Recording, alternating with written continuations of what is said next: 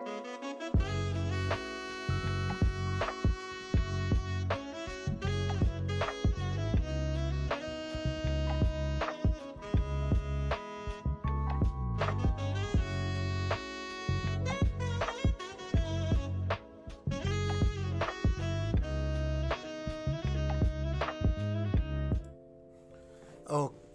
so what is up, everybody? Welcome back to You May Journey.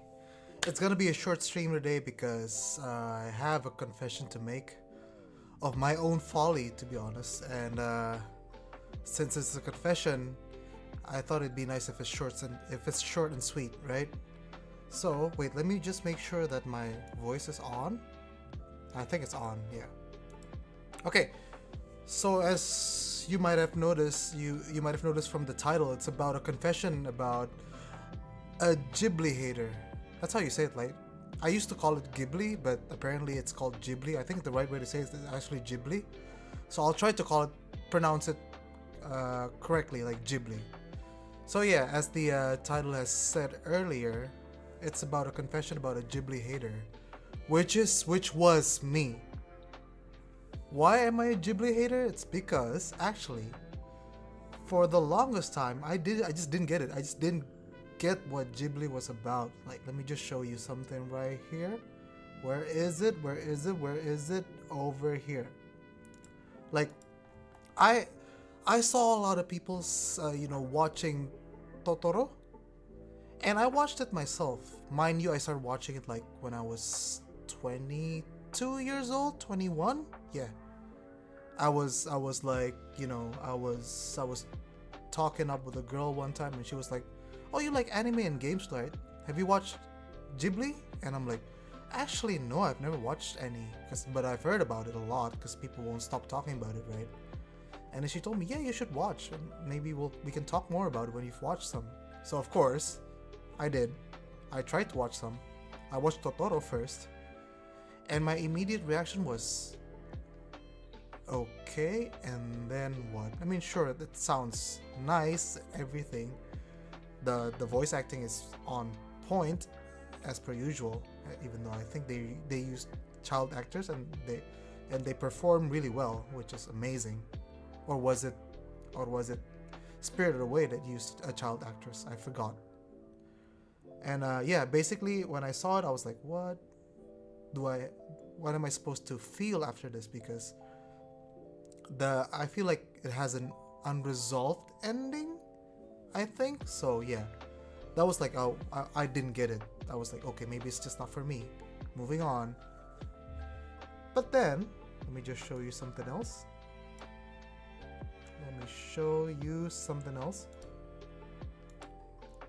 But then I saw more and more people just keep talking like, just Ghibli this, Ghibli that, everything is just Ghibli. Like they go to Japan, they want to go to the Ghibli exhibition, and they're talking about it like it's it's their like childhood maybe. So at that point I was like, oh, maybe it's their Disney, maybe it's just they grew up with it, so I don't get it, right? So and then I start to draw the comparisons, like let me show you something else. So I was like, okay, so maybe it's their childhood. Like if I see this scene right now, it always like it yanks at my heartstrings, right? Because like Aladdin, Genie, and Jasmine, come on, who doesn't know them, right? You can probably hear the song playing on the back of your head right now, right? I mean, like it's playing, like for me, it automatically just plays the song. So it's like, this is my childhood. So like, when people talk about Disney, when I go to Disneyland, anywhere in the world, I'm at the verge of tears at every second when I hear Disney music playing and just see the characters walking around, and I'm just like, yeah, okay, so maybe this is what they were about. This is what they were talking about. This is how they felt about Ghibli, right? They're just like, it's their childhood memory, it's their childhood, friend maybe watching this. It's just with them when they were growing up, and I just didn't get it. And I became sort of a hater. I think, yeah, I did. Because like whenever people like they're like where I'm talking about anime with my friends and they're like Ghibli this, Ghibli that. I'm like, I don't say it out loud, but like in my mind I'm just like, I don't get it. Please, I don't get it. Oh my god, can this be over? Oh my god, I started to hate it to a point that I just like when the newest movie came out. What was it called? The Heron and the Boy, I think. To this day, I still haven't watched it. So yeah, I was like, okay. People are talking about it. I want to be involved, but I can't because now I'm just a salty hater, right? And that sucks, man. That sucks. And yeah, I again the Netflix gods, the algorithm gods, spoke once more, and then just last week, actually last weekend, I was sitting on my sofa browsing Netflix as per usual. Lo and behold, Grave of the Fireflies popped up.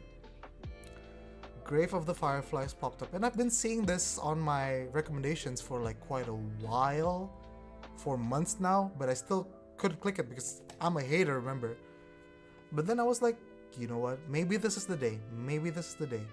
Maybe you should give it a shot. Maybe you should give it a shot. And I did. And you know what happened? It floored me. It absolutely floored me. Like this scene at the beginning of the movie, I just cried. I cried instantly. It's insane, cause it's just a story about a war-torn Japan after the war, and you know what? It sounds like it's a real story about, you know, kids who have survived the war, but just no longer have the, you know, safety that they used to have.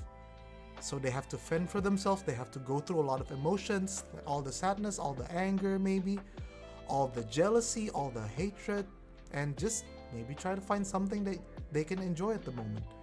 And that resonated with me because life is about up and down, right? Life is about how you can overcome hardships, basically. Well, not all the time, but like a lot of the times in life, it's just about, you know, overcoming the things that are weighing you down and just trying to keep you down. And that's the beauty of life. When you overcome it, you just feel so good about it, right? So this movie happened, and my perspective started to become open because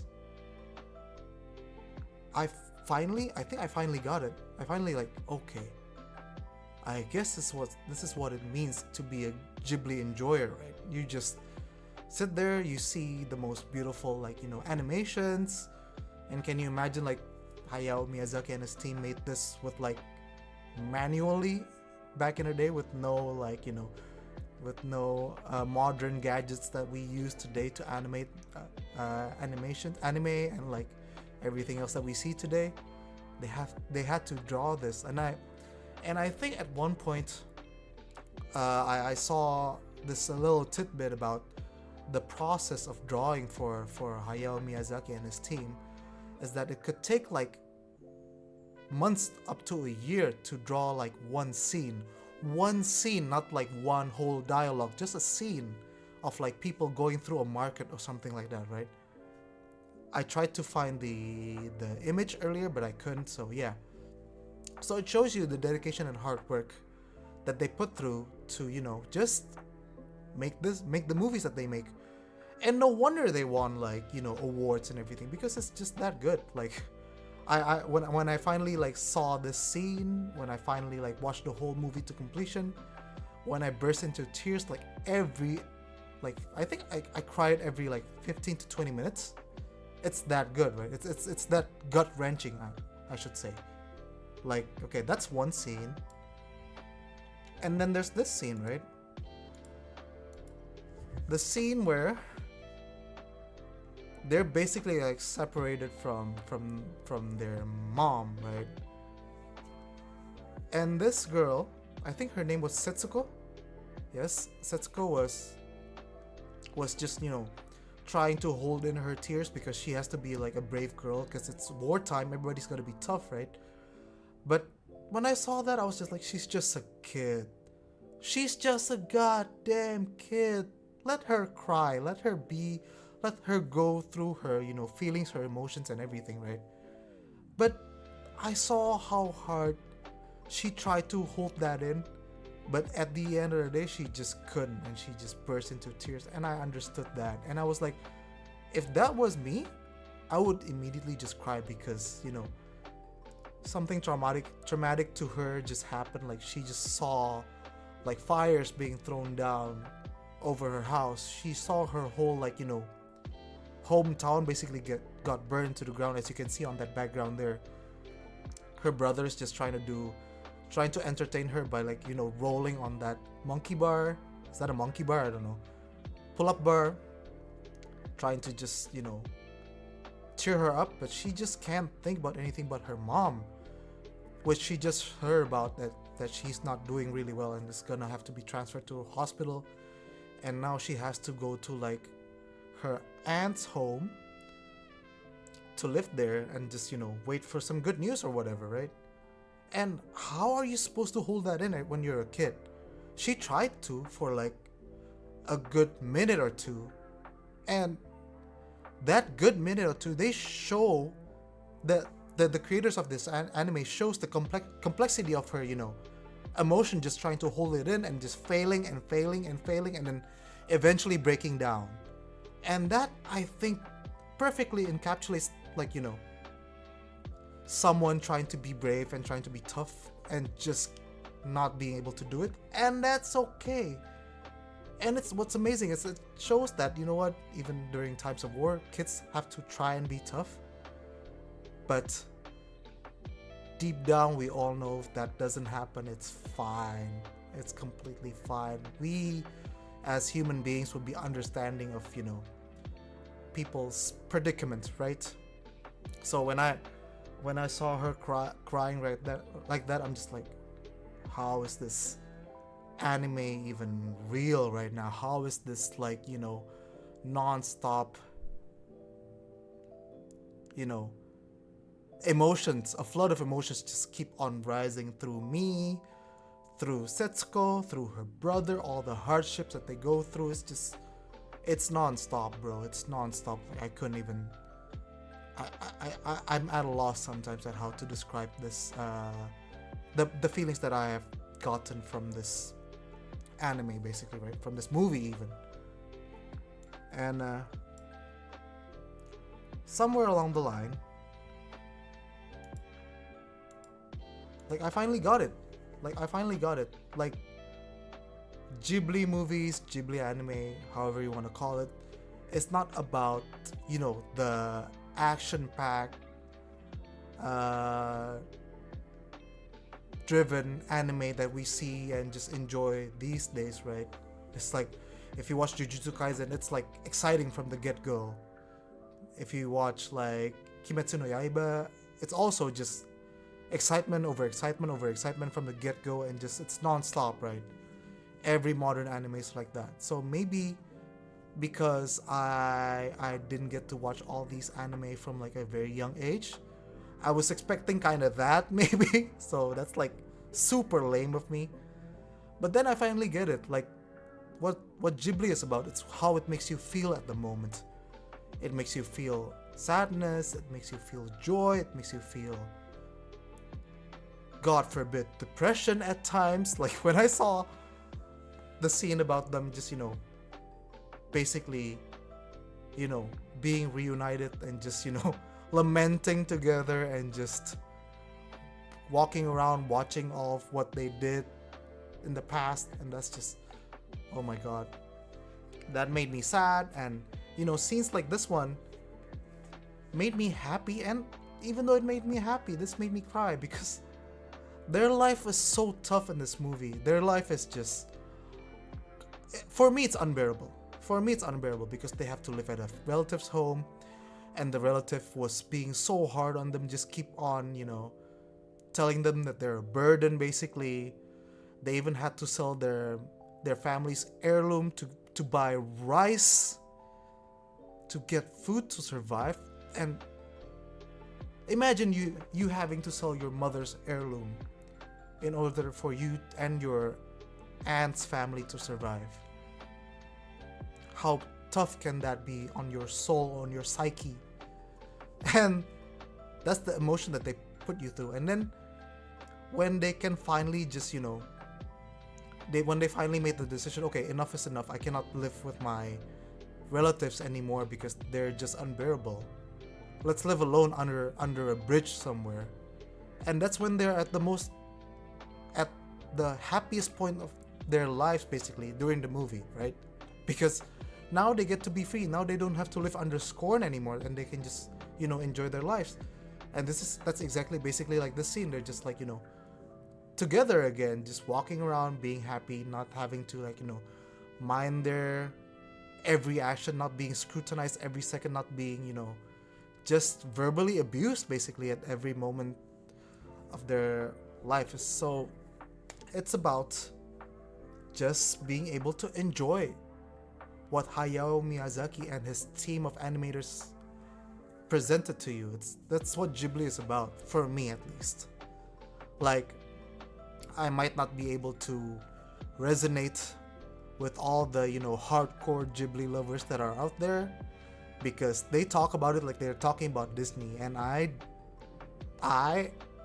am a Disney fan myself, right? Like, classic Disney for me is just perfect, right? And maybe Ghibli for them is like that too. But one thing's for sure now, I'm no longer a Ghibli hater, for sure, because of Grave of the Fireflies. And you can be sure that I'll be watching other Ghibli movies in the future. Like, I've watched Totoro, maybe I'll rewatch it again. I've watched Ponyo, I didn't get that, maybe I'll watch it again. I've watched Spirited Away. That one I can resonate with a little bit, because that actually had some action mixed in the pack, right? And Mononoke as well. I've seen that. I enjoyed that. But you know what? My days as a Ghibli hater is finally over, and I'm so glad that I can do that, because now I finally get it. Now I finally feel like, okay, you guys, I can join in the conversation now. And I think I am so happy that, I get to just be an enjoyer now. And yeah, that's about everything that I want to, drive across today. It's not going to be a long stream. It's just going to be like, me babbling on about how I basically just enjoyed it. Like, hey, if it's not too late for this 30-something-year-old Osan to enjoy Ghibli, it's definitely not too late for you, okay, if you haven't watched Ghibli at all, right? Because, like, if I can do it, you guys can probably too. But, yeah. I think that's gonna be it for me today, because, yeah, I just want to talk about how I basically enjoy Ghibli so much, enjoy Grave of the Firefly so much over this weekend, and that even drove me to make, a stream about Ghibli. And hopefully you guys can, start to see it from a different light as well, if you were a Ghibli hater like me, or if you just haven't watched any of the anime that was made by Ghibli, which I doubt, because I know you guys are like super cultured and knowledgeable, so yeah. But if you're like me, rejoice, there are movies like Grave of the Fireflies. And next on my list is The Boy and the Heron. Is that what it's called? Let me just Google it real quick. The Boy and... Yep, The Boy and the Heron. Okay, I'll definitely watch that next. And that's gonna be, I think, it for today, guys. Thank you so much for tuning in. Thank you so much for listening to my ramble, to my, just me just trying to come to terms with no longer being a hater and just, being an enjoyer now. Alright, otsukore samedashita, konbawa. Thank you so much for listening in. Ciao. See you guys on on Wednesday and Friday. Wednesday I'm gonna do some gaming content, and on Friday I think I'm gonna do some playthrough if Zeto Rayon here is actually available on Friday to play Elden Ring again. But until then, stay safe, be happy, keep watching anime, keep playing games, and just good night, guys. Peace.